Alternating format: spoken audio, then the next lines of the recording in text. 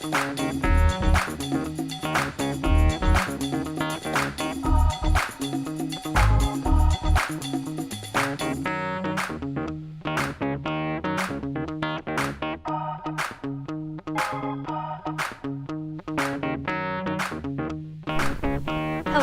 welcome to the Things We Talked About.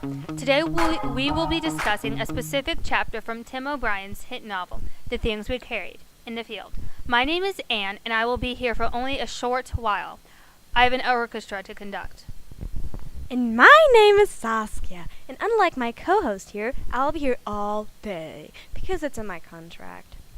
But after I leave, you'll be hearing from two very special guests, Dr. Alexander Durham, the leading psychology professor at Harvard, and Professor Elizabeth Johnson, a noted literary mind at Cornell. But before that, our listeners must understand the chapter we're discussing.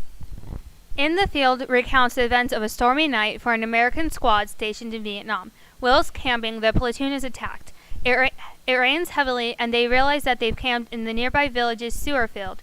Hiwawa, O'Brien's closest friend, is sucked under the surface of the raw waste and dies a horrible death.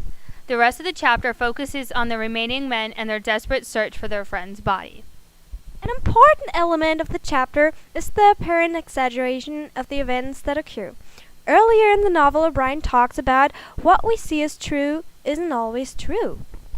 Well, I've got to go. The orchestra is calling. But don't worry, I'm leaving you in capable hands.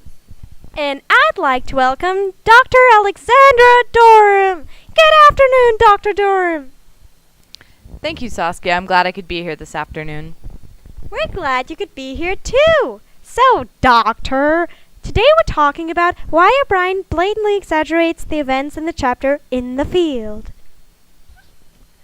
Yes, I've noticed the exaggeration as well. As you pointed out earlier in the program, O'Brien does address this issue. In the chapter, How to Tell a True War Story, he discusses how we can see something happen and believe that it occurred one way, but in reality, it went differently. As O'Brien says, in any war story, but especially a true one, it's difficult to separate what happened from what seems to happen. What seems to happen becomes its own happening and has to be told that way. Page 67 and 68. As you can see from this quote, the brain is a powerful thing and often sees an event through a different point of view.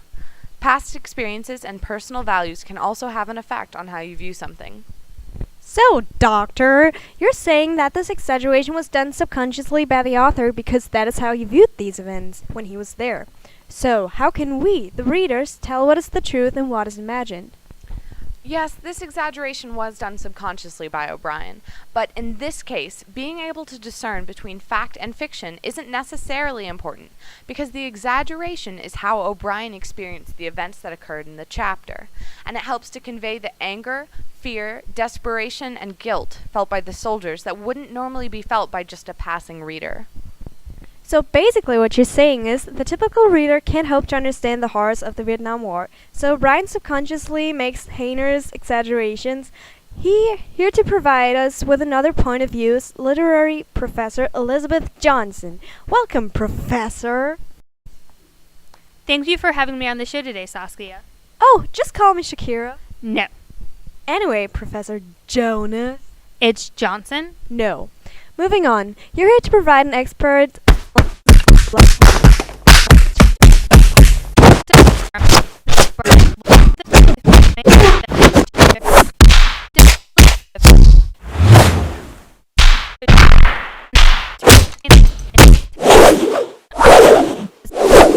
convey the author's message or argument. Conversely, Professor, what you're saying is that O'Brien was aware of the exaggeration and used it as a literary tool. Exactly. Many of these exaggerations originate from the tradition of oral stories. As we see with Rat Kiley telling the story of the sweetheart of the Song Tre Bong, as the story goes on, it becomes more elaborate and blown up. He, like many authors, blow up the events of the story to captivate his audience. I've been reading other critiques of this chapter, and many of them discuss symbols found in this chapter. Can you explain? Yes, the first and main symbol found within this chapter is the field, representing the abyss. The abyss.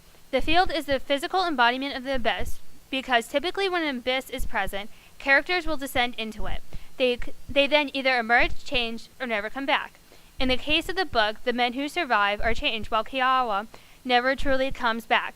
I mean, he physically comes back, but his deadness makes it sort of not count. That's interesting. I'm now going to open up the questions from our listeners and debate between our guests. Remember, text your questions or comments to 423-208-7213. I now turn the mic over to Dr. Durham and Professor Johnson. Professor Johnson, I'd like to respectfully say that nothing you say is right.